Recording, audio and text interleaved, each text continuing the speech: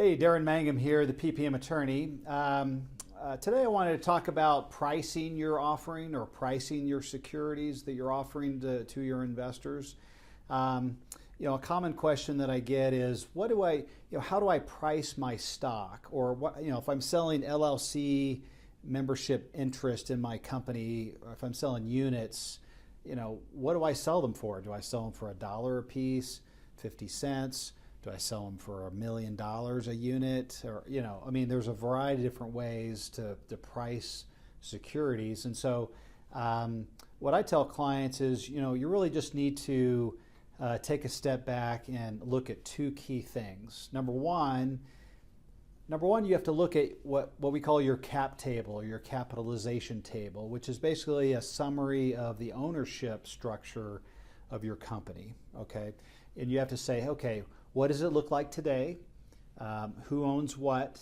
If it's just you and a few founders, what do you guys own? Okay, and then you have to look at what do you want it to look like if you were to sell all of the securities in your offering. Let's say you raised pick a number, $5 million. What would you want the company to look like at that particular point in terms of percentage of ownership?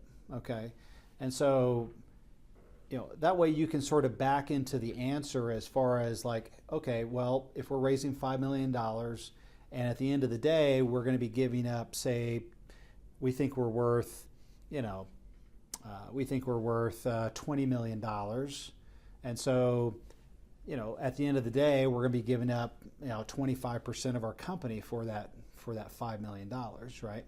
And so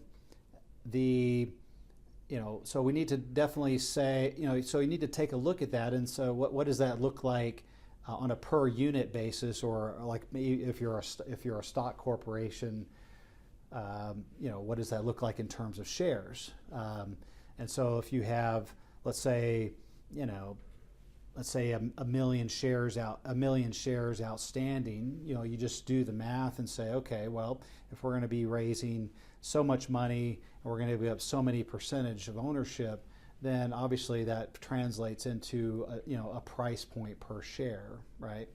And so that we just have to do that exercise and then make sure that, hey, when you're looking at factors like control, voting rights, different things like that, maybe the type of security it is, if it's a common stock or if it's a preferred stock, different bells and whistles to attach to the offer to the security itself to make it more appealing to investors.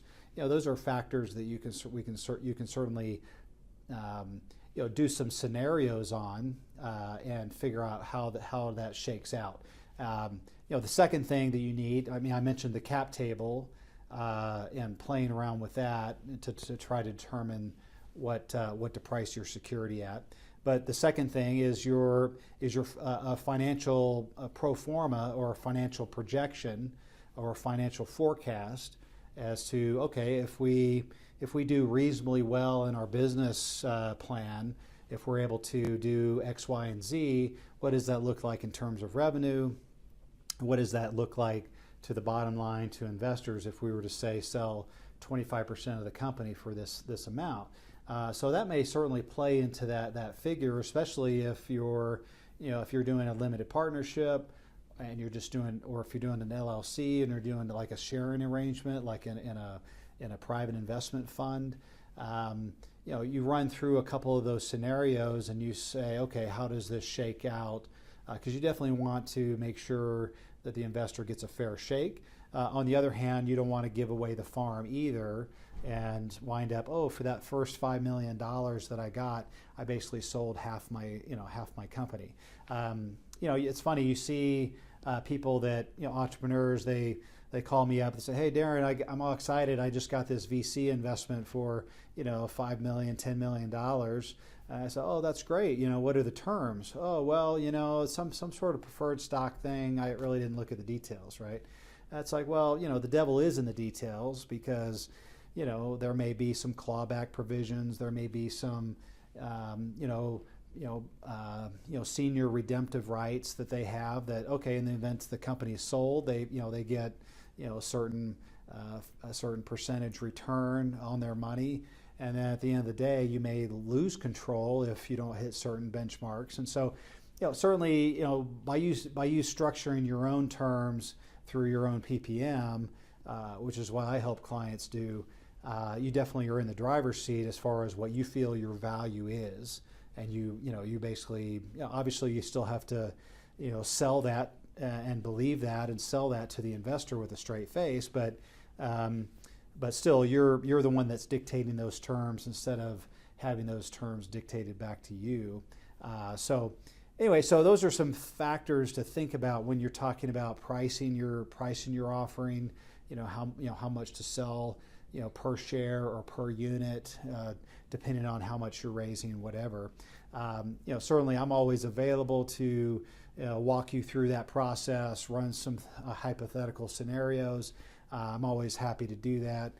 You just reach out and give me a call on my cell phone, or certainly send me an email, or we could schedule an appointment and do that. So anyway, just so those are some two key factors. Again, you want to look at your capitalization table, and you want to look at your basic pro forma financial projections, and those have to sort of mesh together in order to give you an overall picture, again, of what the company looks like today and what you want the company to look like once you have raised the capital.